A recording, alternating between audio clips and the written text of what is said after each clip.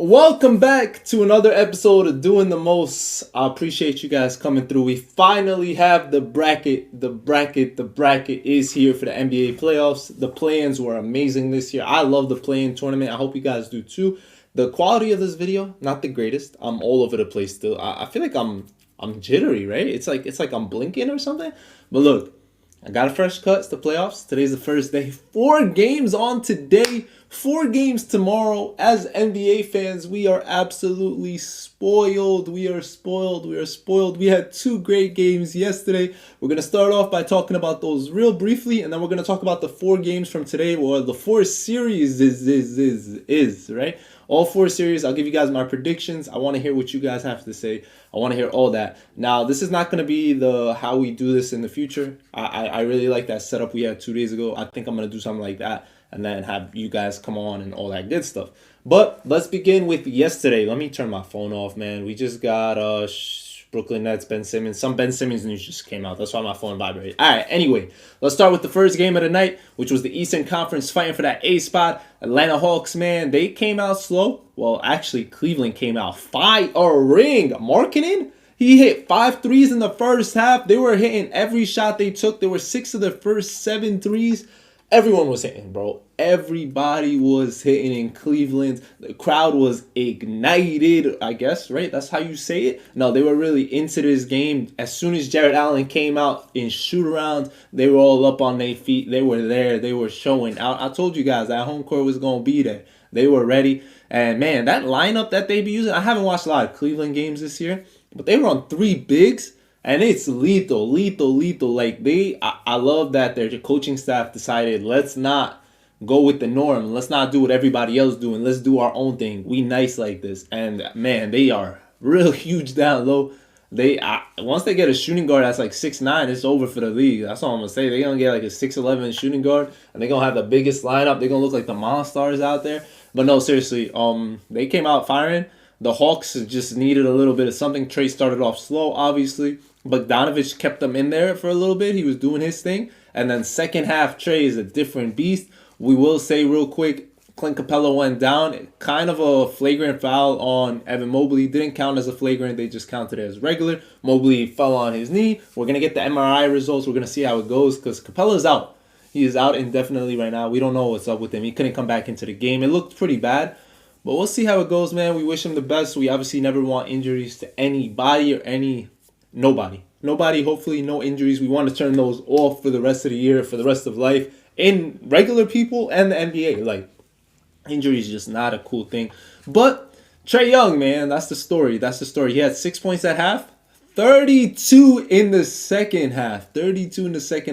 He shot efficiently. He is the villain of the NBA. Waving them off and all that. And I knew he was the big game maker. He was in the Eastern Conference Finals last year. We know the Hawks were there. They have the experience. And that's really what it came down to. Cleveland doesn't have that experience yet. They gave up big leads all throughout the year. They just weren't able to contain those and hold those. And I blame that on inexperience and coaching. They need to fix that moving forward. Obviously, this was a big game for them. And I think these kind of experiences just in the play-in tournament definitely help out young teams in the future. We've seen that with like the Grizzlies in the past. We haven't seen that with Charlie yet, but we're going to see how that goes. And yeah, Atlanta pulled out. They're going to be playing Miami. And we'll go into the next game, which we knew Paul George was not going to be playing. And honestly, the Pelicans jumped on that opportunity to start. They came out hot. Dude, Ingram had 16 points in the first quarter. He came out balling. He said, I'm a superstar. Get on my back. I got y'all. And he did his thing to start. But, coming into the second half, they were down 10, right? The Clippers were down 10 at home. And they came out firing. I think they went on a 20-4 run or something to start. And they were just going crazy. Morris, Reggie Jackson, they were just balling on a different level. They ended up going up 10. So 20-point swing. They went up 10, like, heading into the fourth. And then, man, Ingram and CJ, I told you guys, they had closers. Valanciunas has been balling. That kid, what's his name, bro? Trey Murphy or whatever? Bro, that kid is a baller. Phenomenal, man. I like that kid. And they just played as a unit. They played like they wanted to be there, and they clearly did. This is their first time making the postseason without Anthony Davis. We'll see how that goes. Ingram seems pretty hyped about it. And we'll see what happens with this whole Zion situation. I feel like I heard something about his stepdad trying to like make him come back into the playoffs. He wants him to play. But we're not here to talk about all that, right? They play tomorrow. So we'll talk about them a little bit later. We'll talk about all these other series tomorrow. We'll talk about today's games though. We're starting off the Saturday afternoon with a banger. Well, it should have been. It should have been. It should have been. It should have been. And it's between the 4th and 5th seed out west. Should have been the Dallas Mavericks versus the Utah Jazz. Donovan versus Luka. But we know Luka is out, man. If y'all didn't hear, Luka is out for a little bit. I think he might miss like 3 games or 2 games or something like that. We don't know exactly, but this is Utah's chance. They really haven't had a great year. They seem like, all right, look, I know they're the 5th seed, but this is like one of those things where they just don't seem like they have the chemistry right now. We see like Donovan's not passing the ball to Rudy or something like that. Like it just looks funky. They have some issues and they need to figure it out. And no better way for them to figure it out against a Luka-less Dallas Mavericks team. So Dallas's job is to weather the storm until Luka comes back. I don't expect them to obviously win this series without him. I don't expect them to win 2 out of 3 games or anything crazy like that. But if they're able to get one, it would be crazy. Or if they're able just to stay like good enough and just hold on to the first 2 games, figure things out, because they're at home. They're at home without Luka. So you want them to obviously at least split until he comes back. But we'll see how it goes, man. I don't think the Dallas Mavericks have a shot without Luka Doncic. He is obviously their star player. He is their engine. He is their everything. So we'll see how it goes. I could see Utah taking a commanding 2-0 lead and then going back home. They should. That's what they're supposed to do. If they are a team that wants to win a championship, wants to be a contender, that's what they have to do. They have no excuses. They can't split against a Luka-less team. But obviously Spencer Dinwiddie is more than capable of like leading a team, in my opinion. I think he is capable. We'll see how it goes, man. It should be exciting. It should be great. Overall prediction on the series. If Luka comes back in Game 3, I'll see the Dallas Mavericks winning this series. If he does not and he comes back in Game 4, I think this is a whole different ball game and we could see Utah winning this one. But it's going to be interesting. I guess I have to make a prediction, right? We got to make predictions. So let's go. Let's go. Let's go 7 or 6. Let's go all 7, man. Let's take Dallas in 7. All right, sounds good. Dallas at home in 7. I could see that happening. I don't see if Luka's injury isn't serious. Okay, if it's not serious, then 6-7 down. But if it is, like I said, I can't control that. I can't predict that. If it is, then I see Utah winning this one.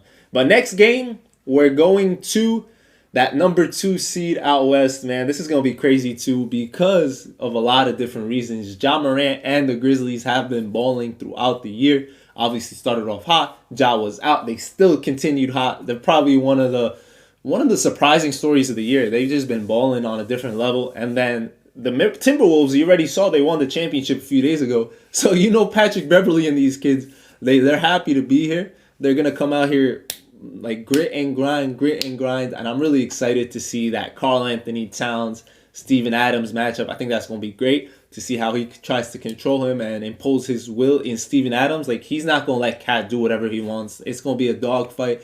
Patrick Beverley on Ja, Dylan Brooks. Like, this is probably this is going to be a grit and grind matchup. 100%. It's going to be a lot of, I think there's going to be techs in this series, like a lot of them. There's going to be a lot of fighting. And it's going to be a show for the Memphis Grizzlies faithful. Memphis is on top, man. They have something to be proud of. This is the first time they've been really, really nice like this since, obviously, the Zach Randolph, Mike Conley, Marcus Sol era of grit and grind. And this team is a lot more show-offy. Like, they got Ja Morant as their leader, and they play as a unit. They're really, really good. And I don't think the Timberwolves, as good as Anthony Edwards has been balling, and as good as D'Lo, I think it's going to be a good series. I think it could be. It has the potential to be. But I think Ja Morant and the Grizzlies are ready to take that next step. The good thing is they're both young teams, so there's no clear advantage. If the Grizzlies had a little bit more experience, I would have said they would have ran away with this. But it's kind of a toss-up. I think the Grizzlies end up winning this. They'll probably go 5 or 6, but all games will be pretty close. There could be one blowout. I think the first or second game is going to be kind of a blowout in the Grizzlies' favor, but we'll see how that goes. Now, that's the 2 first games for the Western Conference. Now let's scoot on over to the first East matchup of the night. There's only one Eastern Conference team playing today, so that's kind of it is what it is. But that is going to be the 76ers versus the Toronto Raptors. So they're going to be playing in Philly, the 4 and 5 matchup out East. I think this series is going to be special, man. This series is going to be special. Scotty Barnes is going to get a moment to actually show out and show what he's about. He's going to get that experience at a real young age. Toronto's really well coached. We know that. And it's really going to come down to, how is James Harden going to perform? How is he going to perform? James Harden has to prove himself. He's had every possible scenario where he's had good players on his team and good situations, well, decent situations, but just like he should be able to push over the hump in the playoffs. We keep saying that he's just ready to go to the club. He wants that off season. No. He's got Joel Embiid, probably the most dominant big in the game right now, 1 or 2 depending on how you want to rate him. But he's got to figure something out because he's not been playing well. One thing we got to note is Philly's got to take care of business at home because Matisse Thybulle, one of their starters, one of their better defenders, can't go to Toronto. So they need to figure this out right here, right now, win their games at home, and try to do what they can in Toronto. Because if they go like split in the beginning and they don't have Matisse, it's going to be crazy. We'll see how like Maxey plays. They obviously need the others playing, but Embiid's going to dominate. Embiid's going to do his things. Siakam's been playing really well as of late. Honestly, this is going to be a great series. A lot of people I've been seeing saying in 7. I've seen a lot of people say Toronto's going to win this one. Honestly, I'd be really surprised if... I'm not going to be surprised, but I'd be surprised if Toronto does win it. I know I just contradicted myself in the same 5 seconds. But no, Philly has to win this. They have to. Embiid, like, we've seen you cry in Toronto, bro. Or whether it was... Yeah, it was in Toronto, right? He wasn't crying in Philly against Toronto. Whatever it is. But no, you got to come in here with the mindset that you're upset, you're mad, you better fully dominate. We know he's going to get to the free throw line. He's going to get his 40 probably on 30 free throws, something like that. But you got to make Toronto pay, get into foul trouble early, and just put them on their back against the walls and all that. We'll see how it goes. I do have Philly winning this series. I know I'm one of the few, which is crazy to think because Philly on paper, arguably one of the better teams in the league. Like, that's a 2K team, man. That's a 2K team. I know not having Matisse is going to be huge.